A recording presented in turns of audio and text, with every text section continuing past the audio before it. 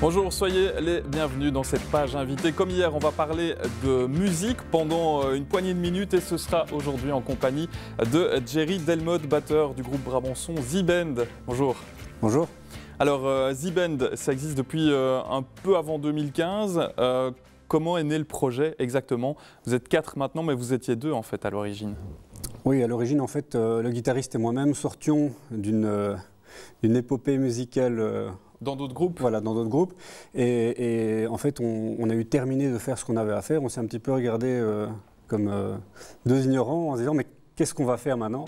Et on avait quelques morceaux en fait sous le tiroir, bien rock, qui sortaient complètement de ce qu'on venait de terminer, ouais, mais qui nous touchaient plus dans notre âme profonde. Et donc on a décidé en fait de ressortir ça des tiroirs, de lancer vraiment le projet. Donc on a terminé quelques morceaux qu'on a jetés un petit peu sur Internet et on s'est retrouvé avec quelques personnes qui sont venues faire des essais, dont Mathieu, qui est notre chanteur, qui était déjà venu à la base dans mon studio, donc on se connaissait déjà et ça a tout de suite collé. Et ensuite est venu le bassiste qui est venu faire quelques prises à la maison et c'est comme ça que ça a démarré, que le noyau dur s'est forgé. Alors The Band, on l'entend, hein, ce sont des influences rock années 90, ouais, les Red Hot, Rage Against the Machine, Soundgarden aussi, c'est tout ça en fait qui vous a bercé tous les 4? Exactement, c'est des influences qui ont porté un peu notre adolescence, hein, et qui ont fait qu'on a eu envie aussi de retrouver ça parce que on voyait bien à ce moment-là, en tout cas sur la scène belge, qu'il y avait un creux au niveau du rock 90s et en tout cas de ces influences-là. Et nous, ça nous manquait en fait. Donc vraiment par amour en fait de cette époque, de la musique vraiment rock, on s'est dit qu'on avait juste envie de faire quelque chose qui nous plaisait avec ces influences. Alors vous êtes 4, vous venez d'où? Vous venez de Rixensart et des alentours, c'est ça? Voilà, c'est ça. Ouais. Morgan, lui, je crois qu'il est du côté de Uccle, je crois. Et on a notre ami chanteur qui, lui, est juste à côté, pas loin de Wallin. Moi, je suis de Rixensart et je crois que le bassiste, il est pas près de Bruxelles. Voilà, du Brabant wallon et des alentours. Voilà. Donc l'extrait qu'on a entendu, ça c'était le premier album, 2015. C'était encore fort marqué par toutes ces influences-là. J'ai lu une critique sur Internet qui disait que c'était encore trop marqué justement, pas assez indépendant finalement. C'est aussi ce que vous aviez ressenti? Oui, parce que tout simplement, je crois que c'est un petit peu normal quand un bébé naît, il n'apprend pas tout de suite à parler parfaitement. Il nous a fallu un petit temps avant de tout simplement de nous découvrir. De vous affranchir aussi. Voilà, ouais. Et puis de pouvoir être influencé par certains styles musicaux, mais tout en pouvant en sortir quand il fallait et trouver notre indépendance là-dedans en fait. Je pense que le premier album a été vraiment un espèce de diamant brut non forgé pour nous, non poli, parce qu'il était plein d'influences et c'était quelque chose qui nous berçait et qui avait vraiment besoin d'être exprimé.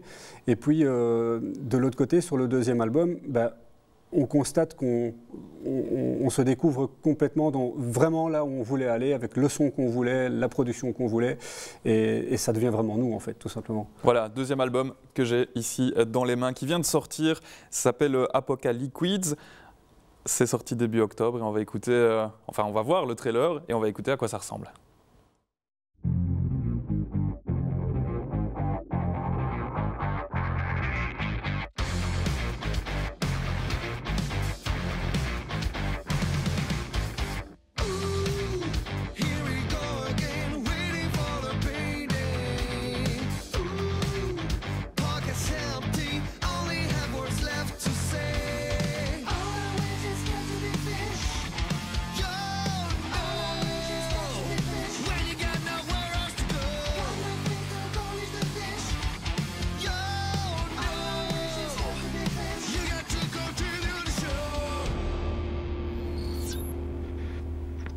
Voilà, nouvel album de The Band, Apocalyquids. Qu'est-ce qu'il a de différent du premier finalement cet album? Là maintenant, comme vous le disiez, vous avez réussi vraiment à montrer qui vous êtes, tous les 4. Oui, je pense que, je vais peut-être un peu me répéter, mais c'est vraiment ça qui définit la différence entre le premier et le deuxième.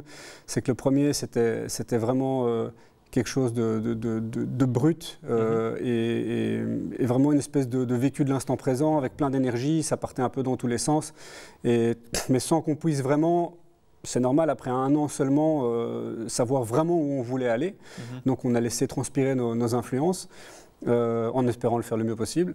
Et le deuxième album, c'est vraiment plus une signature. C'est OK, on s'est trouvé et on s'est permis d'envoyer 14 titres. 14 titres. Ça demande combien de temps de travail pour sortir un album comme ça, 14 morceaux? Alors, moi j'ai énormément de chance, c'est que j'ai un studio en dessous de la maison, donc ça peut aider quand on doit faire des productions. Et on a, je dirais, travaillé un bon 6 mois quand même. Bon, l'écriture des titres, elle se fait un petit peu tous les jours comme ça. C'est ça, oui. Mais vraiment, à partir du moment où on s'est dit, on veut vraiment, voilà, maintenant on a l'occasion en plus, petite parenthèse, de se faire signer en France par un label qui s'appelle MNO Music et qui va donc travailler en collaboration avec nous sur la sortie de l'album parce que vous l'avez autoproduit. Vous êtes en Belgique, on est autoproduit. Voilà, soutenu par Rock Nation, mais la production, c'est vous qui la réalisez. Oui, en fait. Tout à fait. Et par contre, pas pour le premier album, mais pour ce deuxième album, on sort l'album en France, soutenu par le label MNO Music. Et donc, voilà, ça va nous permettre, le fait, pour revenir à la production, de faire un album plus abouti et puis surtout qui nous a demandé quand même 6 mois de travail. Quoi. Mais c'est un gros boulot évidemment et ça demande beaucoup de rigueur, beaucoup de mise en place, d'essayer beaucoup de choses aussi, de virer certaines choses parce qu'on voit qu'elles ne fonctionnent pas. Et puis bon voilà, la chance qu'on avait c'était de tourner tout ça à la maison et de prendre le temps pour le faire. Voilà, vous avez déjà tourné un peu sur scène dans le cadre des Rock Nation Release Party, c'était au début octobre au Belvédère à Namur, Zigzag à Ytre. Les prochaines dates rapidement pour ceux qui veulent aller vous écouter? Alors, la prochaine date où il faut venir nous voir, et ce sera vraiment un concert, à mon avis, exceptionnel, dans le sens où on le fera qu'une fois, probablement comme ça, c'est donc le 22 février, au Rideau Rouge à Lannes. Et on va faire vraiment une sorte de soirée thématique un peu unplugged, comme ce qui se passait sur MTV dans les années 90, avec Nirvana ou Pearl Jam, donc guitare acoustique, très peu de disto, très intimiste avec plein de bougies partout. Ça risque d'être, à mon avis, une soirée assez inoubliable. Et le rendez-vous est pris donc pour aller écouter Z-Band avec ce nouvel album Apocalypse. Merci beaucoup, Jerry, d'avoir été des nôtres. Merci à vous de m'avoir invité. De rien. Et pour vous procurer cet album, vous allez voir sur le site internet, par exemple, ou la page Facebook de Z-Band. Merci de nous avoir suivis. À bientôt.